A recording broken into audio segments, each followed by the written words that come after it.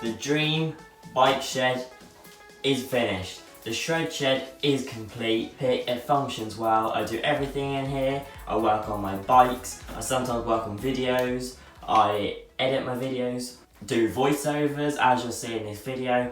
I'm always working on this shed, but finally after 8 months it is finished. It's got everything I want in here. It's even got a turbo trainer, which as you can see, I'm sitting on now filming this intro.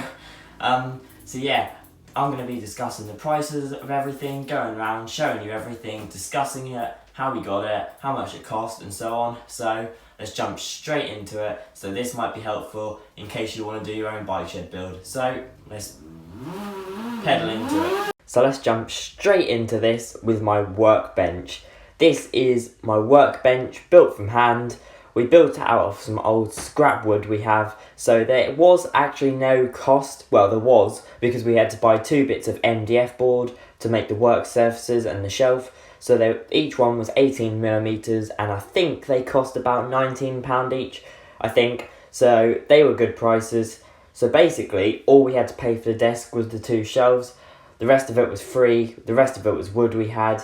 Looks really good, based on the design from BKX's Nugatorium and Seth's Bike Hacks Hack Shack in his old house. Based on that design, it's come out really well, sturdy, holds my Allen keys in the side, has 2 hooks on the front which I keep my throw axles on when I take the wheel off or put other stuff on. At the minute, my syringes for my brake bleeding kit are drying on there, and it's a really good work surface, a good height, perfect to work on. So then here we have my turbo trainer. Now this is especially good at this minute in time due to the fact we are on lockdown. It's good to have something that I can still use if we can't go out. So I've put my old bike in there. In fact, it's not my old bike, it's my mum's old bike.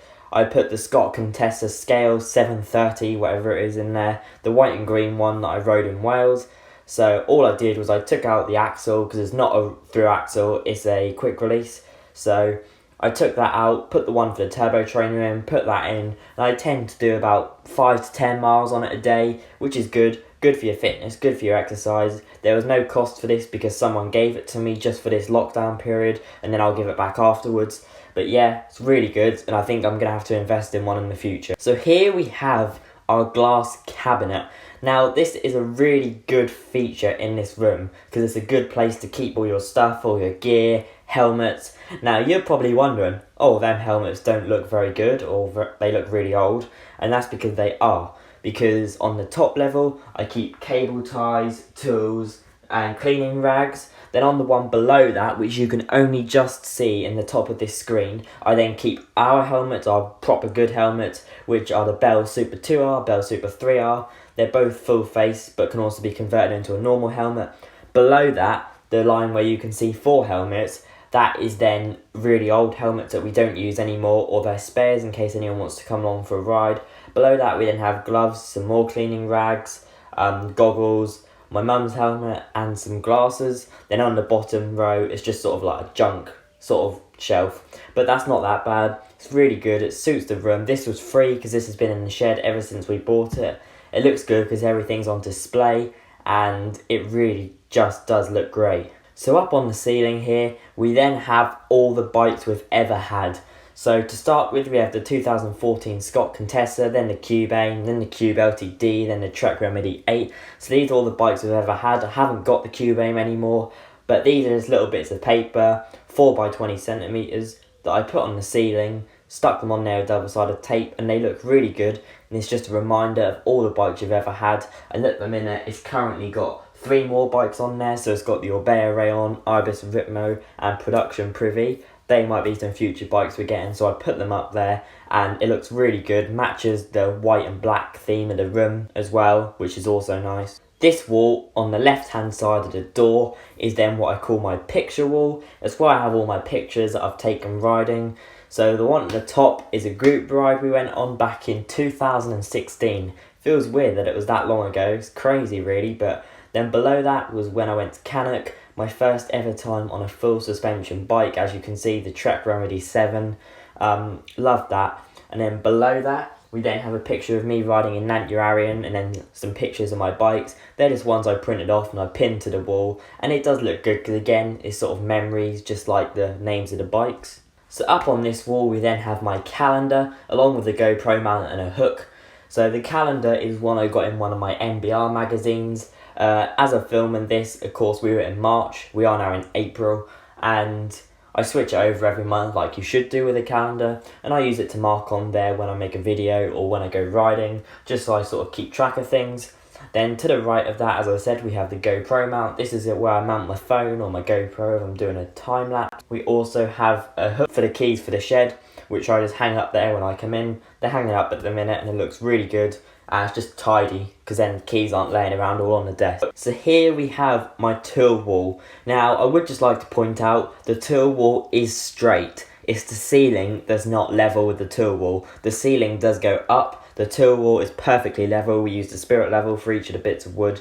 So all this is really is just bits of wood that we put on the wall. So I think we had about 7 bits of scrap wood. I just decided to use them as a tool wall instead of buying one. So we just put them on the wall, screwed each one in, and they've got an 18mm gap in between them. Apart from the third one up, because it has come out the wall slightly, so the gap does look less, but I've got to screw that back in, and once that's back in it will look really good. I then have 2 shelves which I just used some bits of MDF to fit in because they were the exact size, so I just have things sitting on there, so like as you can see the muck off and the chain cleaner and the dot fluid and things like that. And them shelves, because they just slot in, I can move them around to each wherever I want them basically. And I have different tools hanging up here, so I have some cleaning tools, shock pump, some pliers, stuff like that. I'm going to get some proper bike tools to put up here soon, but for the minute this is alright. I also have the DMR death grips hanging up there, apart from the fact they are not the death grips. They are the grips that are on my dad's bike, but the death grips are on my bike, but I just hung them up there to keep them there. Also have my old seat and the tool rules sign, which you can see there. Really effective, suits the room, suits the desk. Matches the sort of wood theme, and yeah, this was free of charge again because all it was free wood and nails, so that's a really good thing. So up on the ceiling here we then have my map. Now I haven't put in all the pins for this yet, so that's why it looks a bit empty, but all this is a map of the UK. I made it myself. Is what I did is I drew an outline on some really thick card. I then cut it out, painted it black, stuck it onto the ceiling, which is sort of not vertical, it's sort of angled towards you when you look up, so it's really effective.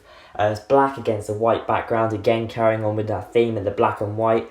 This is free because all it was just some card I had left over from a project, and I just put in the pins of where I've been. As I've said, I got to fill it up and it looks really effective. So this here is my Bike Hut bike holder. So it cost £20, got it from Halfords. It's reasonably cheap, but it's good, holds the bike. Good if you just want to store your bikes in the shed or keep them upright for some reason outside, or if you want to wash them. It's really good. I actually got it for free because I had a Halfords voucher, but I'd happily pay £20 for it again to get it for other bikes because it's really good, sturdy, and I'm sure it's like more expensive ones, and it holds the bike really well, even fat tyres. This is then my Bike Hut repair stand. I apologise if you can't see it properly, but it is in the middle of the thing. It cost £40, so this was double the price of the other one, but again I had 2 Halfords vouchers this time, so I was able to get it for free. It's really good, really sturdy. It holds the bike well, although you want to make sure the legs are spread out really far, because if they're not, then the thing just topples over. And I'm not sure I like the feet on the bottom that much because they sort of wobble about and it can be a bit wobbly. But apart from that, it's really good. Holds the bike. I clamped the frame, not the dropper post, but I put a towel around it to protect it, because if not I find them red bits you can see scratch the frame. It's not that good, and the red bits also wear over time if you do put your seat in it. The bolts on the seat where it clamps it, they tear all the red stuff. So it's probably not the best stand in the world, but it's alright for what I need it for, and I'm glad I got it. Over on the far left wall, we then have this masterpiece. Well, of course, it's not actually a masterpiece, but I'm just saying that because it is my shredshed logo. Now, we made a stencil, we put it on the wall, we drew around it, we hand painted it. It was really hard to get them lines perfectly straight, but it looks really good. It looks like it's always been there. It's about 1.5 meters wide, and I think it's about or I don't know, maybe 600 centimeters deep. So it's really good. It looks really good on the shed wall against the Trail Trialer logo on the end wall. It's black again against the white wall to match that black and white theme throughout the shed. This was free of charge because we already had the paint. All we had to do was draw it on and paint it on, and it looks really good and suits it. For those of you that don't know, I came up with the name shredshed just because I was thinking for a name for ages, and then the word shred came into my head and it was close to shed, so I just called it the shredshed. I'm sure there are other ones out there in the world called the shredshed, but this one's slightly different.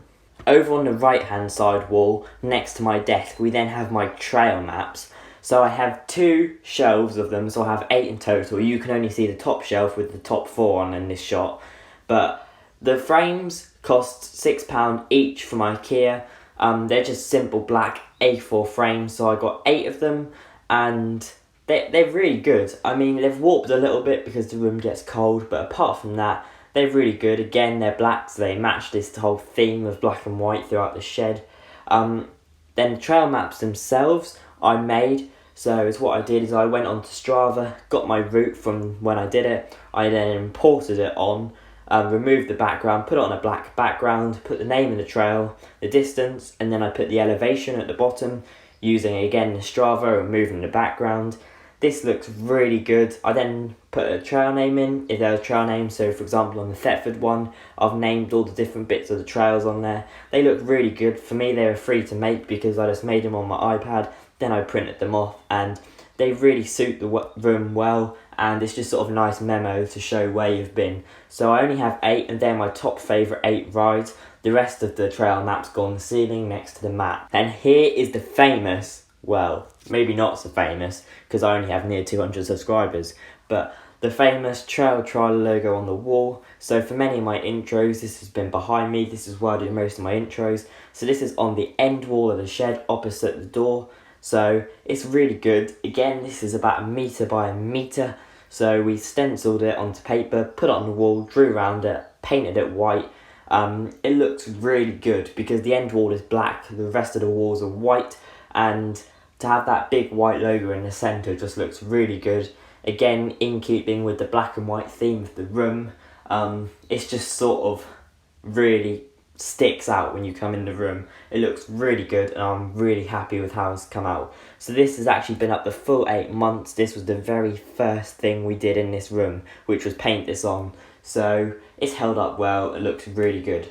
The black wall and all the paint was free because we already had it. So on my work surface, on my desk, we then have this black non-slip mat that costs £6, comes in a roll. You just roll it out, put it on the desk. It's really good, stops things from rolling or slipping off your desk. Also protects the desk surface.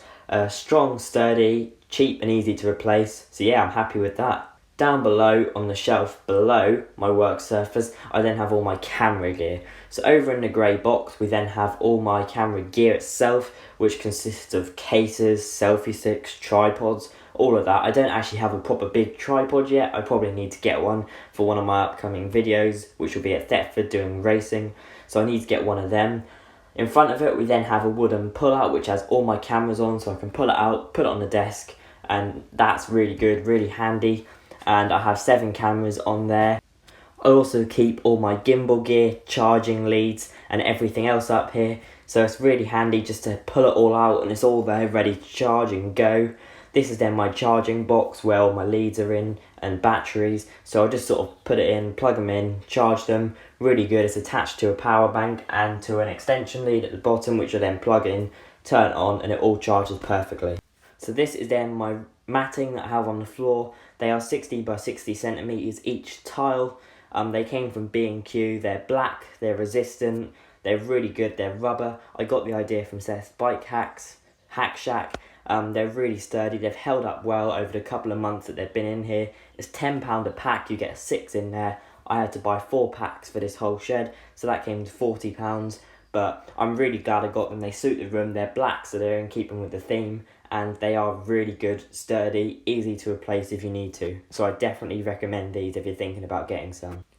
And last but not least, we have this sign. This is a black metal sign which we found for sale somewhere, so we bought it. It's got silver writing that says bike parking only, all others will be crushed. It's really good, looks really good on the wall. It's kind of just as a laugh, and it really is a good way to finish off this video and finish this shed. So I am now going to get into the outro and end this video. There goes the paper. So, bringing my bike in now to work on it. I need to do some work on it quickly. So I'm now going to put this shed to use and work on my bike. And I am going to end my video here. Of course you'll be able to tell this was filmed on a different day because I'm wearing different clothes. And because my hair's got a lot longer, because of course you can't have your hair cut because of coronavirus. So thank you very much for watching. Make sure to subscribe, leave a like, and thanks for watching, and let's go ride. Well, I used to say I'll see you on the trail, but that's what someone else said, so I'll stick to let's go ride, because that's a Norfolk saying. We're always like, right, let's go, so I'll keep it as that.